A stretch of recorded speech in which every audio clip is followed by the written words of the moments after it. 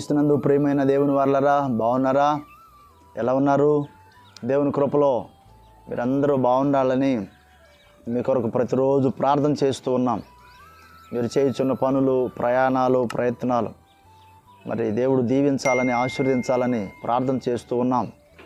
మరి చదువుతున్న బిడ్డలు వారి యొక్క ఎగ్జామ్స్లో వారు విజయాన్ని పొందాలని, వారు ఉన్నతమైన శిఖరాలలో వారు ఉండాలని, వారి ఆత్మీయ జీవితం స్థిరపడాలని వారి కొరకు ప్రార్థన చేస్తున్నాం. మీ కొరకు ప్రార్థన చేస్తున్నాం, మీ కుటుంబాల కొరకు ప్రార్థన చేస్తున్నాం. ఎంత గొప్ప సంగతి!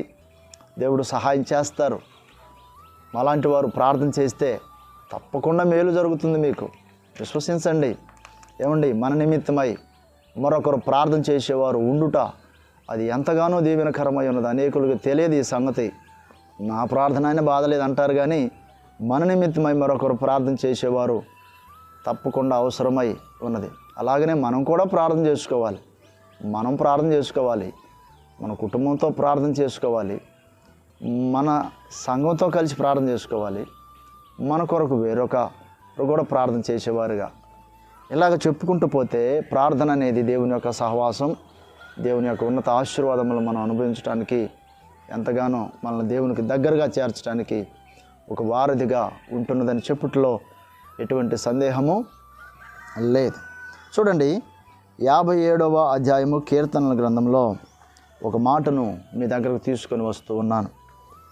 2వ వచనం చూస్తే, మహోన్నతుడైన దేవునికి, నా కార్యము సఫలము చేయు దేవునికి నేను మొరపెట్టుచున్నాను. ఎంత అద్భుతమైన సంగతి!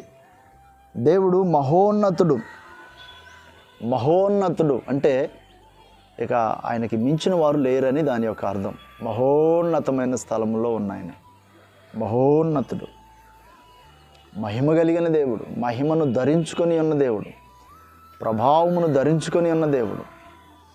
కనుక కీర్తనాకారుడు ఒక విషయాన్ని తెలుసుకొని ఉన్నాడు, కనుగొని ఉన్నాడు, హృదయములో భద్రపరుచుకొని ఉన్నాడు. అంటున్నారు, నా కార్యము సఫలము చేయు దేవునికి, నా కార్యము సఫలము చేయు దేవునికి.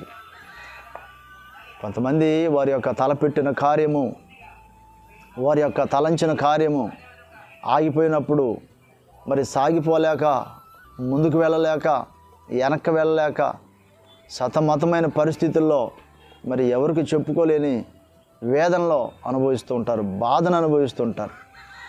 దేవుని బిడ్డలారా, మీకు ఒక శుభవార్త. కార్యములు సఫలము చేయు దేవుడై ఉన్నారు. అంటే కార్యము సఫలము చేయు దేవుడై ఉన్నారంటే దేవునికి ఇష్టం లేని కార్యాలు నీవు తలపెట్టి నీ ఇష్టానికి నీవు నడుచుకుంటూ, అందు గురించి నేను చెప్పటం లేదు.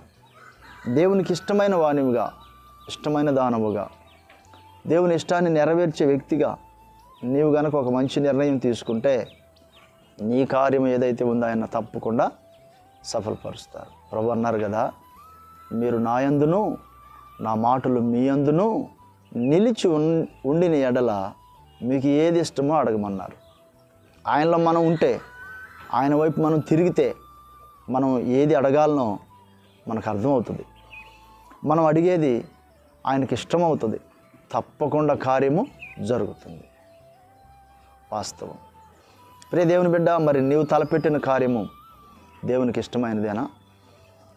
నీవు తలంచిన కార్యము దేవుని చిత్తానుసారమైనదేనా?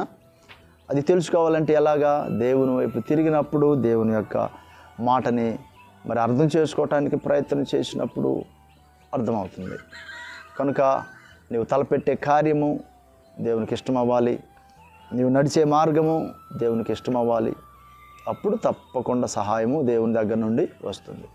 ఏమండి, మనకి దేవుడు ఆరోగ్యం ఇవ్వటం, దేవుడు మనల్ని ఆశీర్వదించటం, దేవుడు మన పరిధిని దీవించటం అనేది ఎప్పటికీ దేవునికి ఇష్టమే. ఎప్పటికీ దేవునికి ఇష్టం. మనం నష్టపోతుండగా, కష్టపడుతుండగా, శ్రమల పాలవుతుండగా, అలాగా మగ్గిపోతుండగా చూసి సంతోషించే దేవుడు కాడియన. ఒకవేళ మన స్వయంకృత అపరాధములను బట్టి ఎక్కడైనా చిక్కుకొని పోయి దేంట్లోనైనా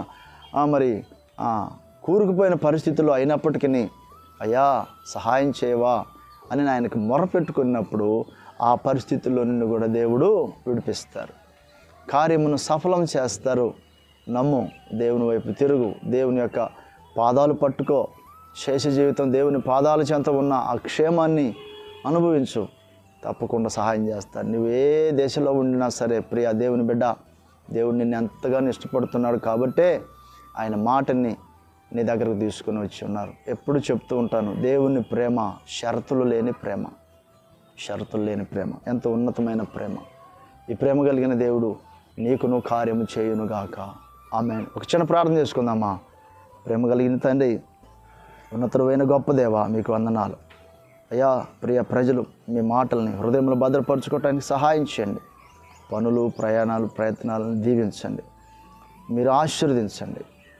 మీరు రెక్కల నీడలో భద్రపరచండి అయ్యా. మీరు కార్యములు సఫలం చేయ దేవుడు అని మిమ్మల్ని హత్తుకొని జీవించట్లో సహాయం చేయమని యేసయ్య ఉన్నతమైన నామములో అడిగి వేడుకొంచున్నాము తండ్రి. ఆమేన్.